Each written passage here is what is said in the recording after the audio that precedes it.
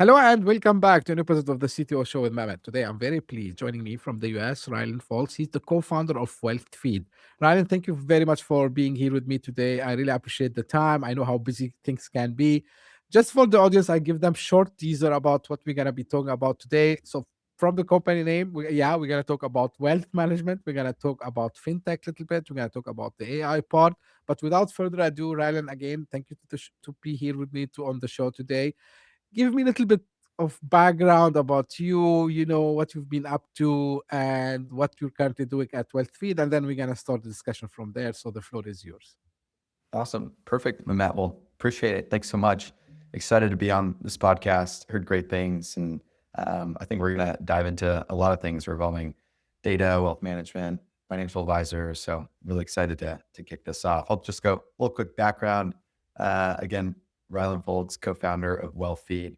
I'll give you a little bit of background and then kind of show you what we're doing today. Sure. About I came from the wealth management space, so spent 7 years as a traditional financial advisor. So spent some time at JP Morgan's private bank, kind of focusing on ultra high net worth individuals there. So, families that had over $25 million plus, helping them manage estate planning, tax planning, asset allocation, kind of the whole gambit.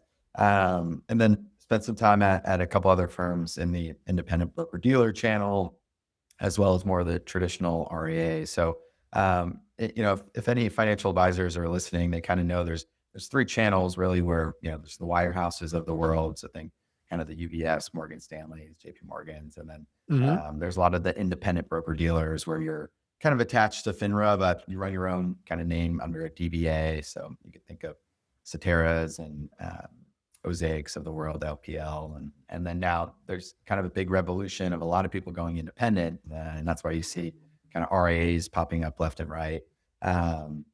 So I spent some time at all three channels, and what I notice and kind of feeds to what we're doing today is that organic growth is extremely challenging for all advisors. I think no, it's tough for everyday people to want to talk about money. No one likes to talk about how much they make or how much they've saved or, even how much they bought the house, even though, that's all public data, funny enough. And so, from the wealth management lens, it's really tough to aggregate new business. Other outside of referrals, most advisors, I would say, aggregate business to referrals. So what we've kind of built today after, that 7-8 year run as an advisor said, hey, there's got to be a better mousetrap to really help advisors grow. I set out with my co-founder who was out in Chicago to say, hey, let's go build a prospecting engine to help advisors grow. And that's kind of what WealthFeed is today. It's really a full end-to-end business development platform for advisors. And so we launched that about 2 years ago and really helping advisors all across the US get in front of that right person. And we can talk a little bit more, but at the end of the day, it's an organic growth tool for advisors. Great. And thank you again, Ryan, for this introduction and the background. Now, of course, I try as much as I can, although like I'm not the expert in all the fields to get some information. But I think wealth management is one of these domains where traditionally, because even myself as professional here in Dubai, like, or anywhere in the world, like, you would be approached by people, and usually they try to have this, what we call it, even in sales, relationship driven relationship, right? So Mhm. how that in this market now with AI powered prospecting becoming relevant, in your opinion? Yeah, I think AI is changing the game in multiple ways from the advisor. The good thing where it's not replacing the advisor is, people want to talk to an actual human, especially when they deal with when you kind of get into above like $1 million of net worth, and we see that all the time. You're never going to lose. You want that human trust element because trust is so big, and so I see AI as not taking over the wealth management position, but almost like enabling advisors to help them grow more, and also just keep them from doing the stuff they are best at. Advisors are always better at whether it's asset allocation or talking to their clients versus like all the note taking and all the administrative tasks. There's a ton of document stuff and filling out proper compliance forms. It's a heavily regulated industry, so AI is really helping consolidate all those tasks that aren't really that important in a relationship. So advisors could go out more and prospect, as well as help more clients. So it's really freeing up, and that's where we see a huge tailwind. These AI applications are Mhm. creating more time in the day for advisors. They're not bogged down by administrative tasks anymore. And so that gives them more opportunity to grow. Instead of an advisor typically having, 100 to 200 clients, they could have 2, 3, 400 clients now, just given where AI kind of comes in to help their book of business. Right. Ryan, in your introduction, you mentioned something interesting. You mentioned about, the very well-known big firms in this space, and you said like a lot of people they're going out by themselves. So how do you describe the current state of, because there's a lot of innovation that needs to happen, I mean, in that space also as well. Are you seeing like these traditional players more like cautious, of adopting, something that can enhance their offering, though, a lot of people they're saying that they are slow, nothing is changing here, let's go out by ourselves and try things out? Or do you think they, financial institutions being financial institutions, and we discussed this with many guests on the show here, by nature they move slower, but at some stage they would be accelerating. So what's your take on this? Yeah, I think, all big institutions move like a turtle, honestly. It's so slow. And I think that's really the biggest motivator of why people end up, leaving the big wirehouses, the Merrill Lynch's, Morgan Stanley's of the world, and just starting their own. Because at the end of the day, every financial advisor is actually pretty entrepreneurial. It's really your own business at the end of the day. I mean, most of them are commission based and stuff like that. And so you're already that entrepreneurial mindset when you're an advisor. So, if you stick an entrepreneur and you put them at a big firm, you're going to clash a little bit just because, hey, especially now how far AI is accelerating, the firms aren't as quickly to adopt is where a lot of advisors are ending up leaving. And so it's a really big risk to all the big banks and the big wirehouses of the world where if they don't catch up quick enough,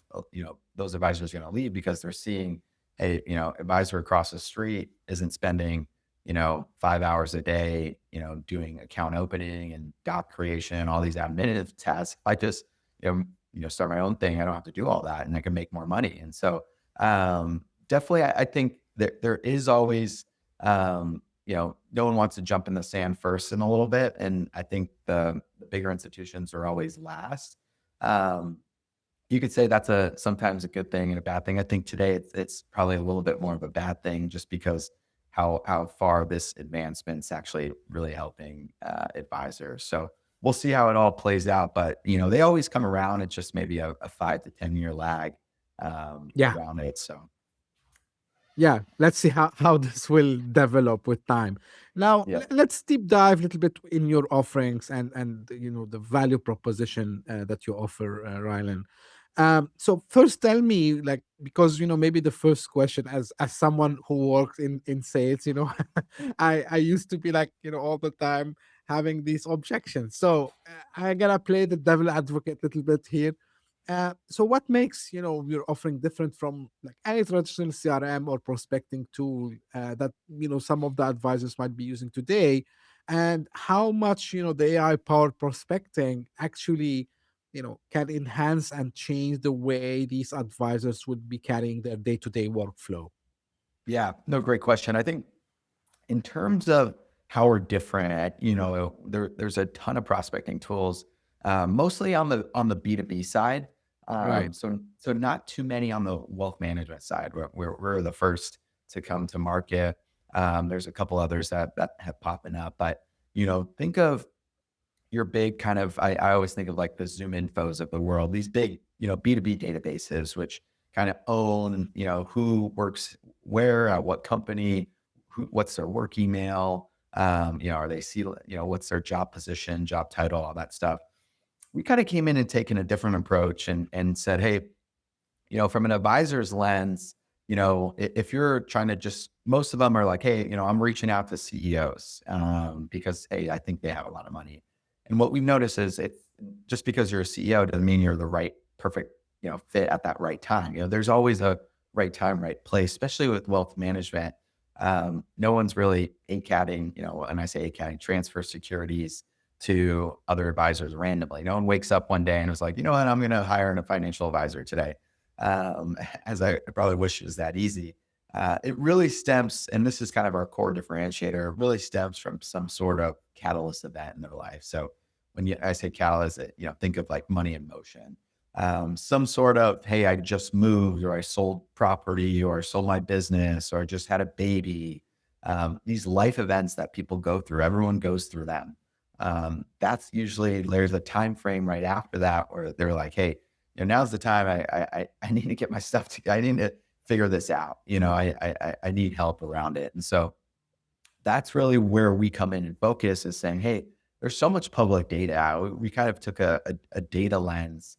And this is, 3 years ago, before kind of AI was cool, and said, hey, we can now aggregate all this data utilizing AI under the hood quickly. So that advisor doesn't have to go to Zillow and look at what property transacted, and then go to the property appraisal site and see who bought it. And then, try to find an email here and Google and end up on weird websites to get their phone numbers, just to make, a call to the, hey, welcome to the neighborhood. We said, hey, what if we just aggregate all this data, this life event data, people selling businesses, selling homes, getting married, inheriting money, and then feed it all to a platform and really layer on net worth. I think at the end of the day, advisors care who they're reaching out to. They want to make sure they're almost qualified it on a net worth basis. And instead of just guessing that a VP of sales is worth X amount of money, or, hey, a CEO is worth this,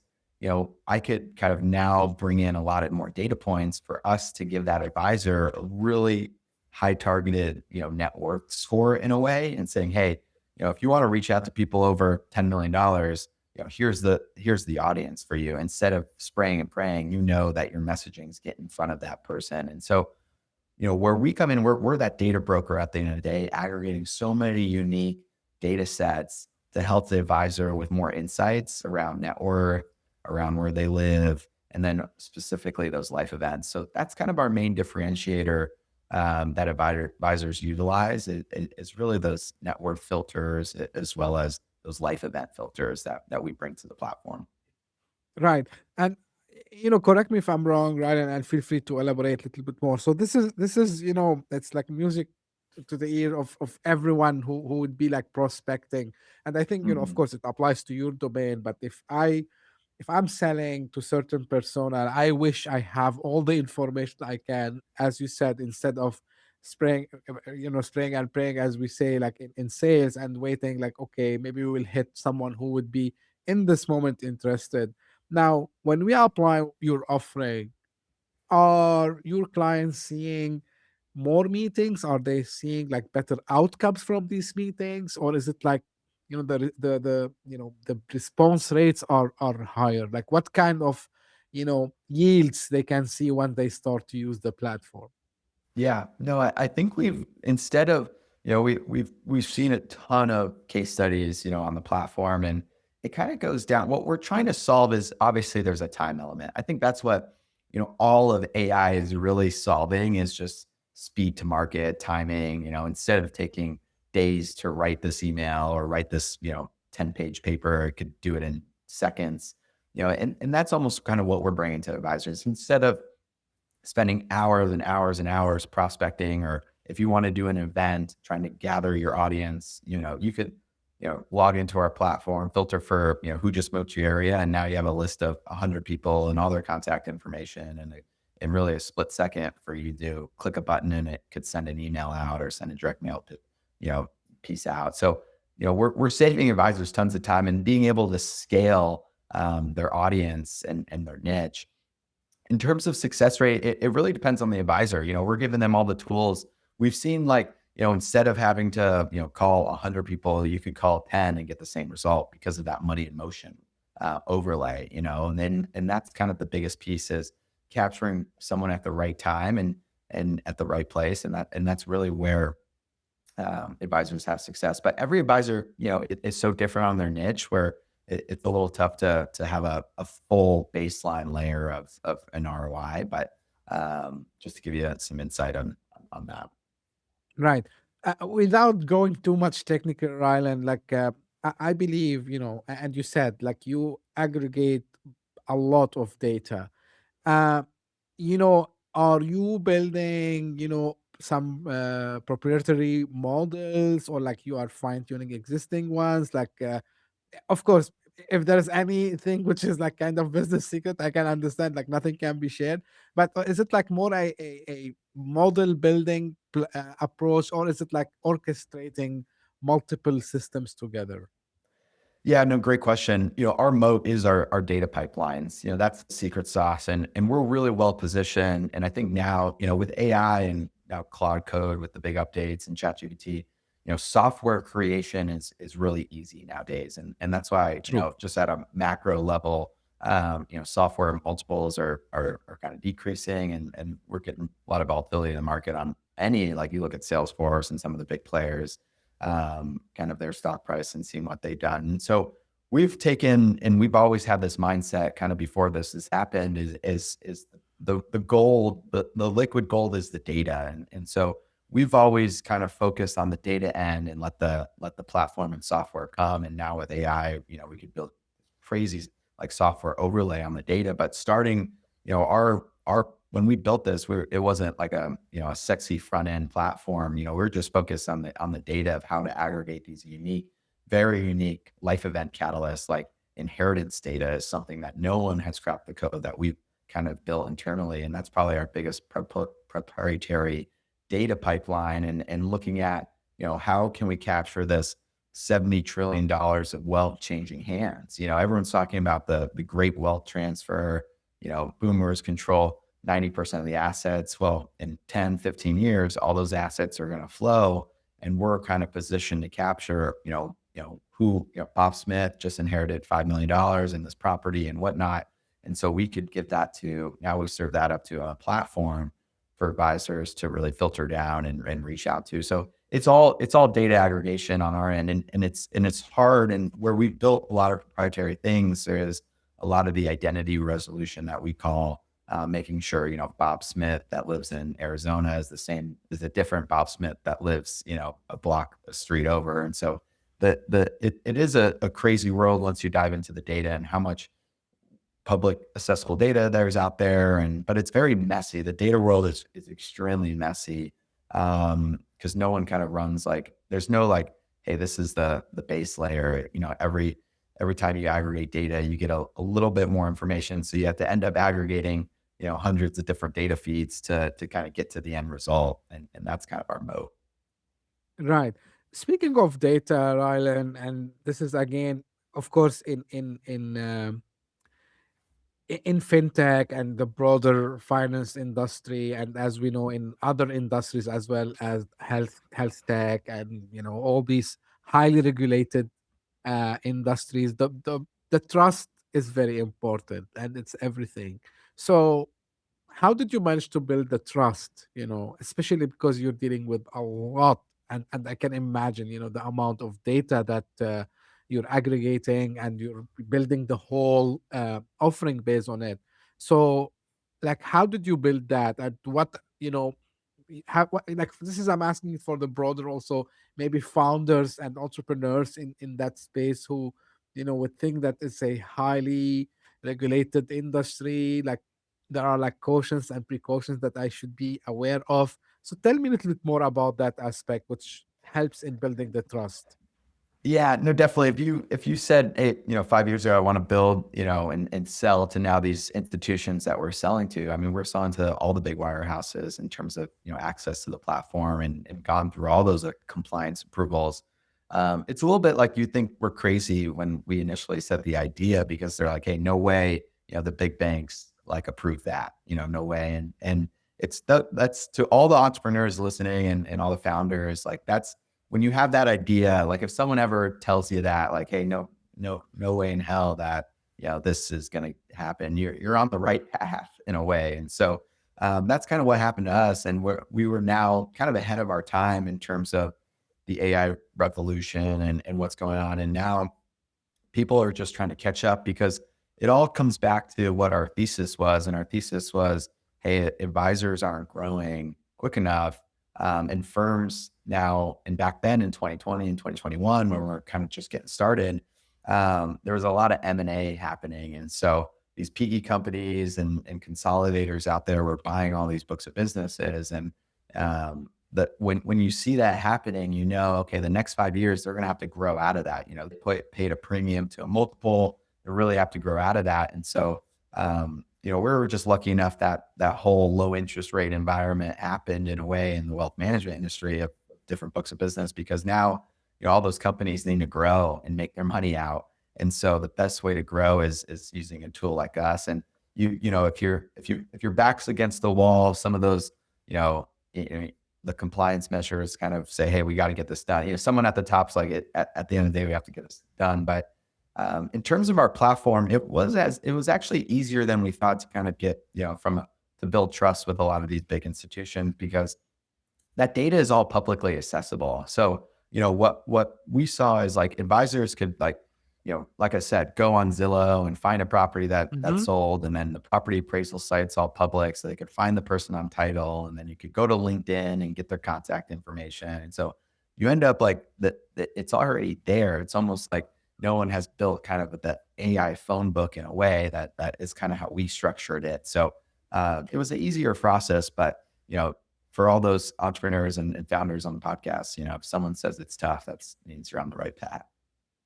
And let me ask you something about the early days also, Rylan. Like, I'm sure like there were some metrics that you said, like if we achieve these metrics, like we are on the right track. In a domain, or let's say a vertical like yours, like what were the metric that really mattered in the early days, that also you saw were, important for the later stages growth of the company? Yeah, I think as a founder, you're always looking for product market fit when you first launch. And I remember we sent out a cold email blast. I think it was to 1,000 people, like 1,000 advisors. We said, hey, we didn't have anything built, but we said we had it built. Sometimes that's what you got to say, to just see what product market fit is. And we kind of laid out, hey, we started our kind of bread and butter was on the inheritance side, and I think we sent out an email saying, "Hey, we could help you identify, people who received inheritances in your neighborhood. Like, respond if you're interested in this list." Like, we're just kind of a data vendor list at that time. We didn't have the full platform, and I think we got like 150 people, or almost two, so 20%, which is crazy. Usually, it's like a 1%, hit rate Right. back, saying, "Oh, I would take that list." Like, "Oh, I'm interested," and so that's kind of when we knew, hey, we had something that could, catch fire and really scale. And so I think, you just gotta always try to find product market fit and just test different things, and make it simple. I think especially for the fintech and anyone that's selling into the wealth management space, these are simple people. They're not CMOs, or they're a little behind kind of the normal, I would say, like B2B companies that have built out, crazy mousetraps for, social media campaigns and different stuff like that. Most of these advisors just want to make their clients happy. And if you just help them find more people, like they love it. And so sometimes just being a little more simple on kind of your initial product. And I see a lot of people make mistakes, like trying to build the most complex thing, and then they don't have product market fit, because, no one really wants to try to understand something versus starting small and then building on top of the platform to kind of make it your end product. Right. I liked your approach about reaching out to people before you build that. I think like uh, this is one of the most successful tactics or strategies, I should call them. Mhm. And I think successful for many entrepreneurs. Like the famous one that I think many people by now knows about it is Dropbox when they did the same thing, right? So and I think it's good because you don't want to spend time. Now, of course, maybe someone would argue with me and say, hey, with this vibe coding tools that are popping out, yeah, maybe you can show a kind of an MVP and ask Oh people like yeah. if they're interested. But yeah, if we go back before this era, which is not very a long time ago, yeah, I think this was the right approach. Now, I'm gonna just try to combine these two questions into one. And people, especially my guests, they say sometimes I ask loaded question. I don't intend to, but it's like two related things together. So now we're talking about prospecting and the way you're offering a clean overview of certain prospect to the advisors. So do you believe AI will be able also to go beyond just like the prospecting part, maybe augmenting some of the work that the advisors they would do, and how would that have biggest impact on the fintech industry in the coming few years, in your opinion, Rylan? Yeah, no, great question. I think what we've built now, I mean, it didn't start like this, but this is kind of the V3 is the full end-to-end prospecting solution. So not just the data audience side of it, really the augmentation and the multi-channel approach. And so today, if advisors signed up to with our platform, you have that full data engine around it, but you also what we call like a marketing hub that could do all the automation for you. So we have multi channels, which is I think a lot of people forget that if you want to build your brand, you need touch points, but in different types of channels. There's face to face channels, there's physical mail channels, there's email, there's direct mail, there's text message, there's LinkedIn. And so we've kind of built, piecemeal this together to build, a multi-channel outreach. So we actually have like a postcard direct mail solution. We have a really neat handwritten note that a robot is actually like writing the handwritten note, and it looks like a wedding style invitation. So advisors could send that out to people in their community. We have LinkedIn integrations where you could automate connection requests and automate LinkedIn messages. We have email automation, almost like a CRM, where you could do email blasts to that ideal audience. We have like auto call and text spec features. And so now what the advisor could do is let's say they focus on a certain niche, and this is kind of where advisors have success of saying, hey, I want to focus on doctors. Well, in 2 seconds, you can, build that like who's the doctor in XYZ county or city or zip code. And now we could automate, real relevant content to them via email, direct mail, text, LinkedIn. So you're getting kind of that relevant content right to them at their fingertips. And that's the best way to build trust. At the end of the day, like you said, like we need to build trust with these institutions, but at the end of the day, more importantly, the advisor needs to build trust with the consumers.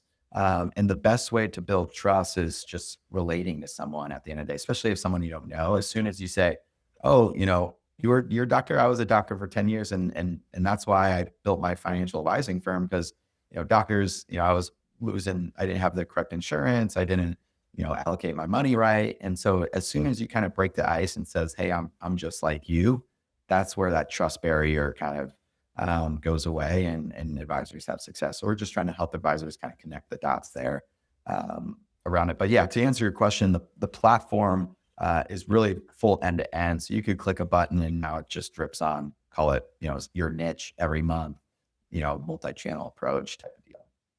Yeah, I like this.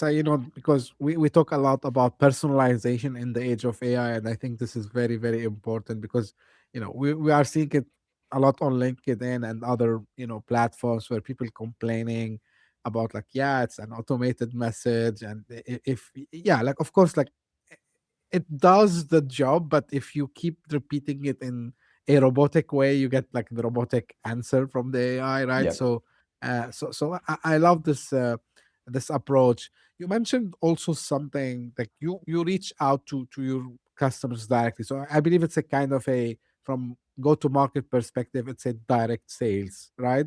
Have you also implemented any kind of partnerships, any part like maybe education? Because I believe, especially when you come up with something quite new to any industry, like you need to do a lot of education. So, what have worked the best for you, Rylan?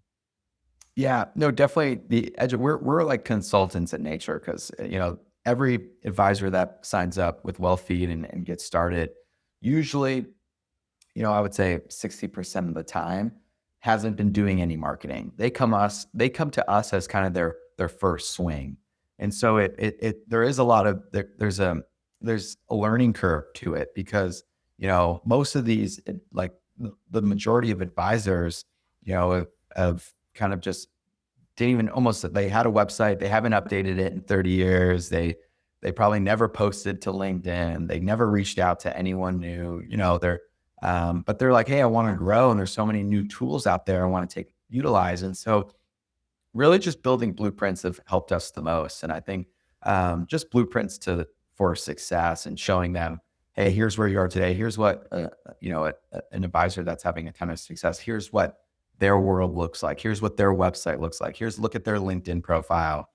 Here's what they're doing. They're sending out direct mail to their specific niche. They're also, posting once a week on Instagram and TikTok and stuff like that. So just showing them the road a little bit, and here's how our platform could help you get there. Just kind of lays it out, because I think everyone is a little bit nervous to jump into the marketing game, and it is because there's a lot of trial and error to it. I mean, the amount of money we spent on Google ads and social media ads. I mean, you could conferences. I mean, from a business owner standpoint, we know that. We know that we Right. could write big checks and get a zero from it, but that's just part of the game. But kind of how you scale marketing is just showing them, hey, there's a path to success. You really need to be a consultant. And so that's kind of how we help advisors. It's just really showing them almost like an aerial view of the success and the path to get there. I like when you said it's part of the game. Like this is the entrepreneurship mindset at its best, because a lot of people, they think, yeah, like, oh, like we will build and they will come, and like we have the best technology, so everyone should be buying from us. And yeah, like these are the realities that a lot of entrepreneurs, they face, especially if it's, they didn't have skin in the game before, they didn't work maybe with other startups, or maybe it's their first experience being entrepreneurs. And I've seen like people do this mistake. They think, yeah, will build, they will come, yeah, but you have to expect these lessons. Now, if you mentioned about, the vision and where you kind of want to be heading, Rylan, but if I come back and I sit with you maybe 2 to 3 years from now, what wealth feed would be like by that time? Yeah, no, that's a great question, and I sometimes think of that too.